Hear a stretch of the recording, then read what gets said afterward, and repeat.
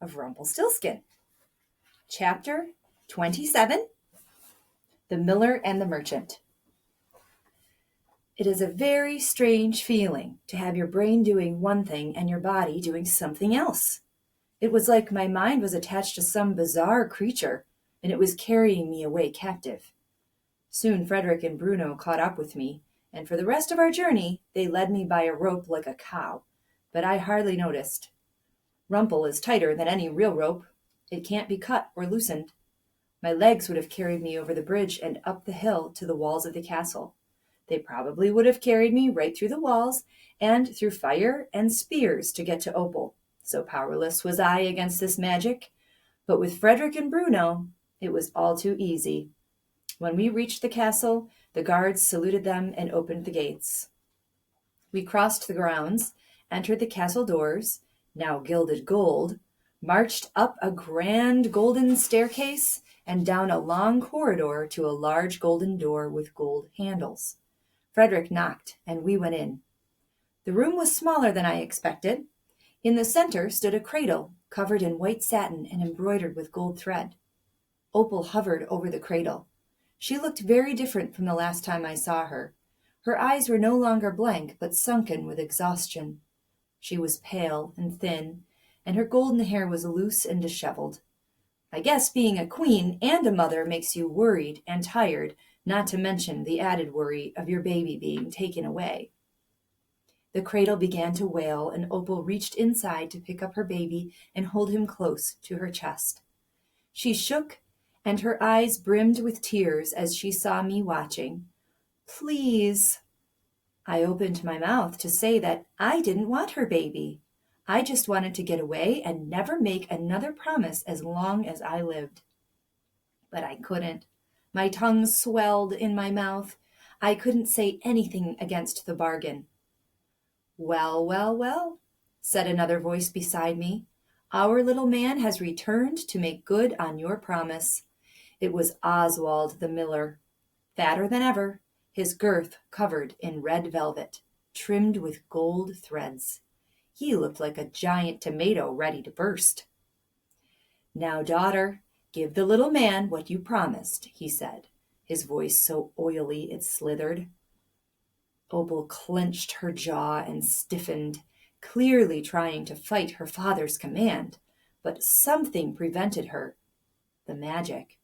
The same magic that commanded me. She was fighting, just like I was, against the invisible ropes that pulled me toward the baby. When I had spun her the gold, Opal had laughed at the idea of giving me her firstborn child.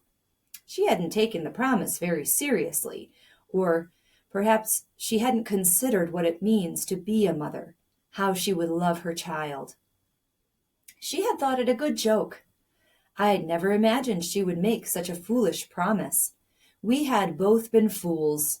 I didn't want her baby, and she didn't want to give it to me. What was the point of a bargain neither person wanted to keep? But the magic was closing in on both of us. We had no choice now. "I knew you would go to her," said the miller. "After the king took her away, I didn't worry because I knew you would spin the gold and Opal could give you anything in return. Anything. And the gold would be hers." He laughed, his whole body jiggling. "Oh, but her unborn child! Her unborn child! Well, I suppose this will teach her not to make such rash promises. Now, daughter, give him what you promised. Give him the child."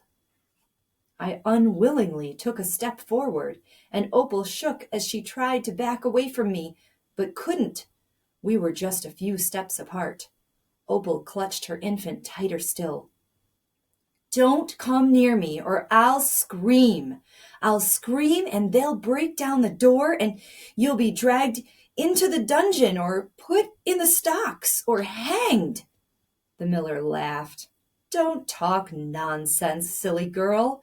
What would the king say were he to learn that you never really spun the gold, but bargained his child to this creature, this little demon?" Demon? I'd been called many things, but demon? That felt a bit harsh. You've already fallen out of favor with him, Oswald continued, but give over the child and we can make things right. He will be forgiving of your carelessness if he has the gold. He'd rather have the gold than a child. Would he really? People often said that the king loved gold more than anything, but certainly not more than his own son, his heir. No, he wouldn't. He loves our son, Opal protested. It doesn't matter, said the miller. You made a promise. He spun you the gold. The child is his. I saw then that the miller understood the magic. It was like he could see the invisible ropes pulling at me. He knew, perhaps he had known all along, that I had to take the baby, that I had no control, but there was something else in his eyes, a malicious pleasure, as if he were enjoying the suffering, and it was only the beginning. He wanted me to take the baby so he could inflict more pain. The miller clasped his hands over his belly. Now let's get on with it, shall we? We have much more interesting things to discuss than babies. The invisible ropes pulled tighter, and this time Opal was the one who stepped forward. If I reached my arms out, I would be able to touch the baby. Opal was trembling. I'll give you all the riches in the kingdom, anything you want. Please, don't take my baby. The miller scoffed. He gave you all the riches you have. I hated to admit it, but he had a point. And you shall have plenty more children when we are through. Only take care not to bargain them away. The miller's voice turned harsh and cold. Give him the child, girl. Please, Opal broke down and cried, each breath coming out in racking sobs. I was filled with pity for her. I fought as hard as I could against my next step. I thought of my own mother, holding me close as she whispered my name in my ear. Had she meant to bestow such a mean fate upon me? Did she want for me to be tangled in all this magic? All because of a name. A name is supposed to be your destiny. It's supposed to give you power. But I was utterly powerless. My name told me I was, and I didn't see how I could change that. Opal was before me now, kneeling and holding her baby to me. He was fast asleep, a tiny creature. Luckily, he looked nothing like his father. What is his name? I asked. Archie, she whispered. Archibald Bartholomew Oswald. And she sobbed more after saying the last two names. I couldn't blame her. I took the baby from her arms, and Opal slumped to the ground, wetting the wood planks with her tears. Here I held the future king in my arms. He started to squirm and make noise. What was I supposed to do when it made noise? Good, said the miller. Now that bargains have been kept and promises fulfilled, I think it best that we move on. Yes, little demon, we have business to discuss. The miller's eyes now were overflowing with an insatiable greed. I looked away in disgust. And suddenly I realized why the room felt so small. Straw. Walls of straw, mountains of straw. It towered on both sides of the room, covering all the walls to the ceiling. There was only a narrow space from the door to the center of the room, where the cradle lay, and then a small clearing behind that for the window. To my right, the straw was cleared for the fireplace.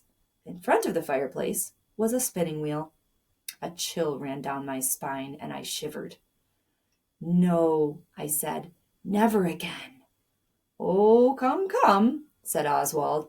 I think you rather enjoy making the gold. Gives you a feeling of power, usefulness. Your mother felt the same. He grinned wickedly. My mother? But she... Oh, yes, he said. I knew of her gift. I met her long before she came to the mountain. I believe I was the first to benefit from her skill, as I shall be the last. How delighted I was to learn that these things can be passed on. My insides went cold. The floor tilted beneath me.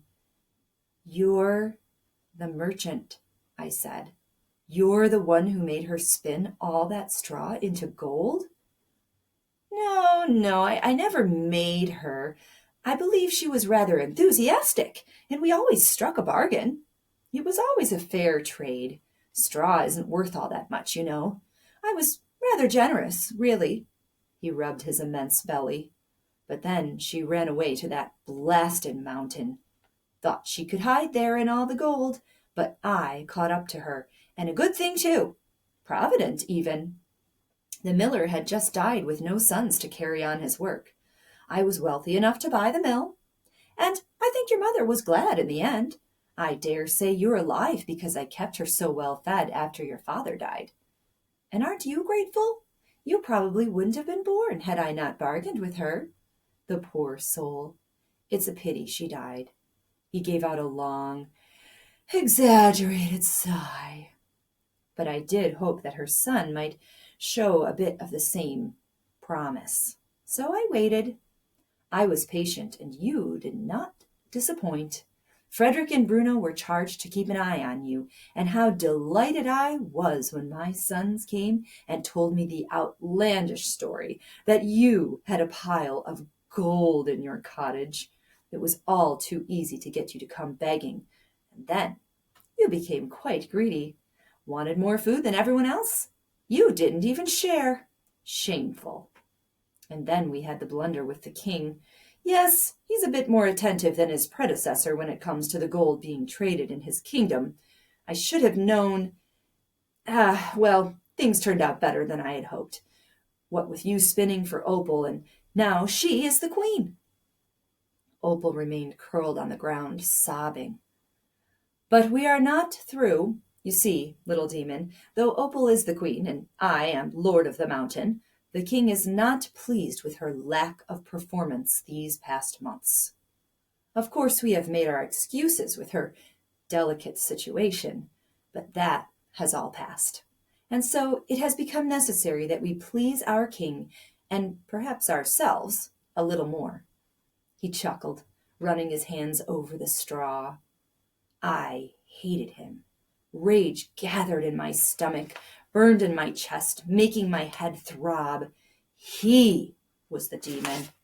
He was the reason for my mother's sorrow, her entrapment, and her death. All my troubles had begun with the miller. I'm not spinning any more gold, I said. Really, said the miller, amused. The baby began to cry in my arms, and Opal wailed too. I think I've got all I can handle. Thanks. I backed away. He could hold me here forever, but there was nothing he could offer me that would make me spin a single straw into gold. Nothing. But you haven't heard what I have to offer, he said, grinning wickedly. A chill ran down my spine. I just knew it was going to be something awful. I don't want anything. I'm not spinning. I started to back away with the baby in my arms. Better to stop here. Just take the baby and leave. But Frederick and Bruno grabbed my arms on either side and held fast. Oh, I think you'll reconsider in a moment, said the miller. It's such a good bargain. For your gold, I shall give you... He reached behind a stack of straw, and the whole pile shook, as though an animal was struggling to get out. I shall give you your friend, unharmed. The miller pulled a girl from out of the straw, bound and gagged. One of her eyes was black and swollen, but the other was wide, burning with a fierce and savage rage. Red,